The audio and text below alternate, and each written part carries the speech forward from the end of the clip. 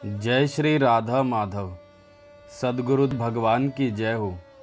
आज हम आपको भक्त नंददास तथा तुलसीदास जी के मिलन की एक लीला सुना रहे हैं। आप आनंद पूर्वक श्रवण करें। राधे राधे। एक बार नंददास जी के बड़े भाई तुलसीदास जी काशी से मिलने के लिए ब्रज में आए। ब्रज में आकर उन्होंने मथुरा में श्री यमुना जी के दर्शन किए। फिर नंददास जी का पता लगाकर श्री गिरिराज जी में जाकर नंददास जी से मिले। वहाँ तुलसीदास जी ने नंददास जी से अपने साथ गांव चलने का आग्रह किया और कहा, तुम्हारी रुचि हो तो तुम अयोध्या में रहना, मन चाहे तो काशी में रहना, पर्वत पे रहने की इच्छा हो तो चित्रकूट में रहना। वहाँ पर बड़े बड़े धाम श्री रामचंद्र जी के पवित्र किए हैं। तब नंददास जी ने उत्तर देने के लिए एक पद गाया। जो गिरि रुचे तो बसो श्री गोवर्धन, गांव रुचे तो बसो नंदगाम, नगर रुचे तो बसो श्री मधुपुरी, शोभा सागर अति अभिराम, सरिता रुचे तो बसो श्री यमुना तट, सकल मनोरथ पूर्ण काम, नंददास कानन रुचि तो बसो भूमि श्री वृंदावन धाम।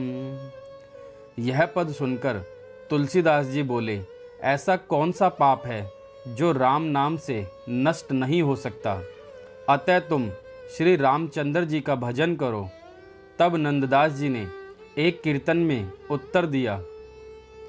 कृष्ण नाम जब श्रवण सुनीरियो, अली भूलिरी भवन हो तो, बावरी भैरी भर भर आवे नयन चित हूँ, ना परे चैन मुख हूँ ना आवे, बैन तन की दशा कछु और री हो जावे। यह बात सुनकर तुलसीदास जी चुप रहे। जब नंददास जी श्री नाथ जी के दर्शन करने गए तो तुलसीदास जी भी उनके पीछे पीछे चले गए। तुलसीदास जी ने श्री गोवर्धन नाथ जी के दर्शन करके माथा नहीं नवाया। नंददास जी जान गए कि ये श्री रामचंद्र जी के सिवाय किसी के सामने मस्तक नहीं नवाते। नंददास जी ने विचार किया कि इनको यहाँ और श्री गोकुल में श्री रामचंद्र जी के दर्शन कराऊं तो ये श्री कृष्ण के प्रभाव को जान पाएंगे। तब नंददास जी ने श्री गोवर्धन नाथ जी से विनती की। क्या कहा? कहा कछु छवि आज की, भले बिराजे नाथ, तुलसी मस्तक तब नवे, जब धनुष बाण ले लो हाथ। यह बात सुनकर गोवर्धन नाथ जी ने श्री गोसाई जी की मर्यादा के विचार करके श्री रामचंद्र जी का रूप धारण कर तुलसीदास जी को दर्शन दिए। तब तुलसीदास जी ने श्री गोवर्धन नाथ जी को साष्टांग दंडवत प्रणाम किया। जब तुलसीदास जी दर्शन करके बाहर आए तो नंददास जी श्री गोकुल के लिए चल दिए। तुलसीदास जी भी उनके श्री गोकुल में आ गए। नंददास जी से आकर श्री गोसाई जी के दर्शन किए और उनके सन्मुख साष्टांग दंडवत की।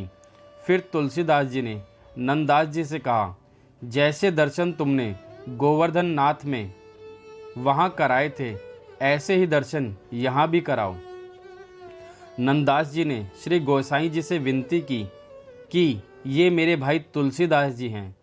ये श्री रामचंद्र जी के बिना अन्य किसी को मस्तक नहीं झुकाते हैं। श्री गोसाई जी ने तुलसीदास जी से कहा, तुलसीदास जी बैठो। वहाँ पर श्री गोसाई जी के पांचवें पुत्र श्री रघुनाथ जी उपस्थित थे। उनका उन्हीं दिनों में विवाह हुआ था। श्री गोसाई जी ने श्री रघुनाथ जी से कहा, तुम्हारे सेवक आए हैं, इनको दर्शन दो। तब श्री रघुनाथ जी और श्री जानकी जी बहू जी ने उन्हें श्री राम जानकी के रूप में दर्शन दिए उनके साक्षात स्वरूप के दर्शन करके तुलसीदास जी बहुत प्रसन्न हुए। उन्होंने साष्टांग दंडवत प्रणाम किया। तुलसीदास जी का मन बहुत प्रसन्न हुआ। उन्होंने भी पद गाया, वर्णो अवध गोकुल गाम। यह पद गाकर श्री तुलसीदास जी नंददास जी के पास से विदा होकर अपने देश को चले गए। ये नंददास जी श्री गोसाई जी के ऐसे कृपा पात्र भक्त थे। बोलिए गिरिराज धरण की जय। जय श्री राधा माधव।